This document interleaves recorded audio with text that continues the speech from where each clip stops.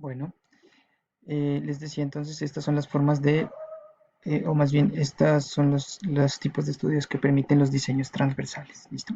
Como ustedes pueden darse cuenta, tiene muchísimo que ver con estudios de tipo descriptivo y de tipo relacional. Descriptivo, por ejemplo, en el primer caso, relacional en el segundo caso y el tercer caso. Entonces, miren a ver cómo van cuadrando ustedes su diseño a las actividades de investigación de su propio proyecto. Bueno, dentro de estos diseños de tipo transversal, tenemos que decir que pueden abarcar, uno, diferentes subgrupos. Por ejemplo, supongamos que queremos estudiar la autoestima en primero, segundo y tercer semestre del programa de Derecho de la Universidad CESMA. Entonces nos damos cuenta que hay tres subgrupos distintos, son tres semestres diferentes. Entonces el diseño transversal permite realizar la evaluación y digamos, obtener datos de los grupos que son distintos, primero, segundo y tercer semestre, y hacer una comparación de esos tres, ¿vale? El segundo caso es que se puede medir o se puede trabajar con diferentes grupos, perdón, con diferentes subgrupos, teniendo en cuenta distintas, no solo una variable, sino varias variables, por ejemplo, la autoestima y el rendimiento académico.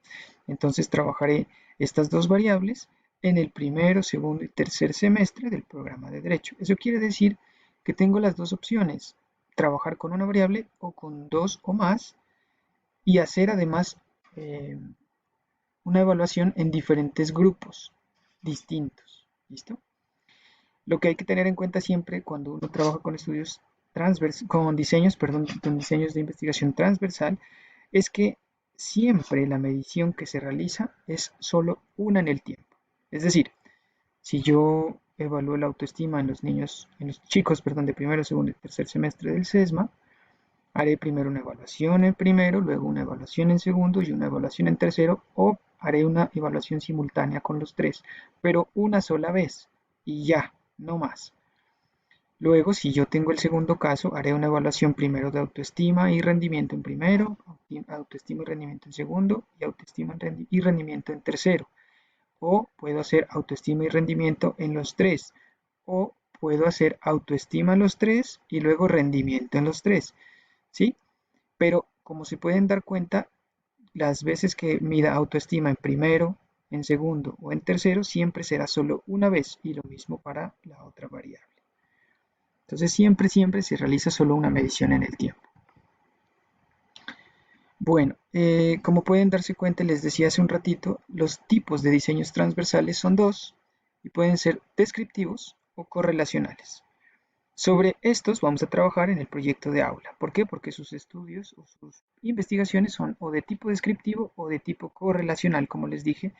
Lastimosamente, pues no pudimos hacer estudios de tipo explicativo por la situación de la pandemia, pero créanme que en unas próximas presentaciones vamos a darle profundidad a los estudios experimentales, porque son, bueno, eso ya es consideración mía, son de las cosas más chéveres que existen en la investigación.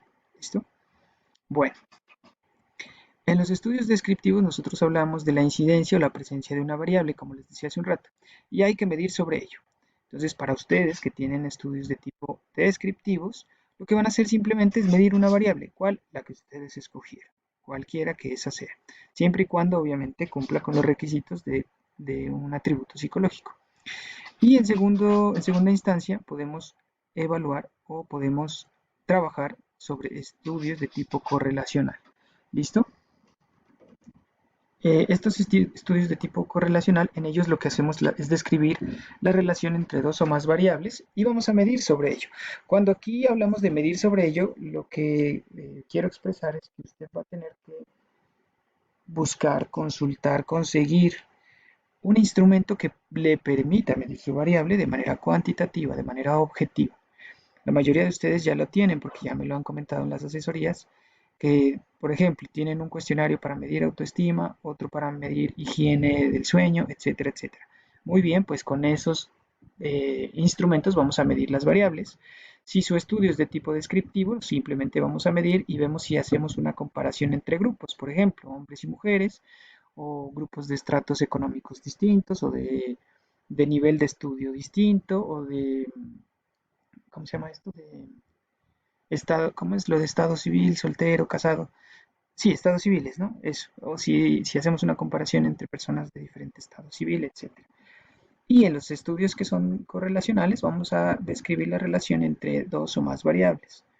En este caso, si tenemos dos variables, vamos a ver que si se relacionan o no y cuál es el grado de relación que tienen ellas. Bueno, por último, vamos a hablar de los estudios longitudinales para nombrarlos y no dejarlos de lado. No es que no se los utilice, simplemente que estos estudios suelen usarse más en epidemiología. Por ejemplo, lo que está pasando ahorita con el coronavirus y el estudio que le realizan a esto tiene como diseño de investigación o de estudio un diseño longitudinal. ¿Por qué? Porque lo están midiendo, como ustedes pueden darse cuenta, día por día. ¿Cuántos muertos? ¿Cuántos fallecidos? ¿Cuántos infectados? ¿Cuántos recuperados? Y a eso le sacan un porcentaje que es como la incidencia de contagio y demás. Este tipo de estudios longitudinales, pues obviamente son un poquito más costosos, pues porque usted tiene que estar haciendo mediciones constantes. Es por eso que nuestro gobierno ha dejado de hacerlas, porque le cuesta bastante dinero. Bueno, eh, les agradezco mucho su atención. Este es el tema de diseños de investigación. Ahora vamos a pasar a otro tema que es la aclaración de los puntos de la guía.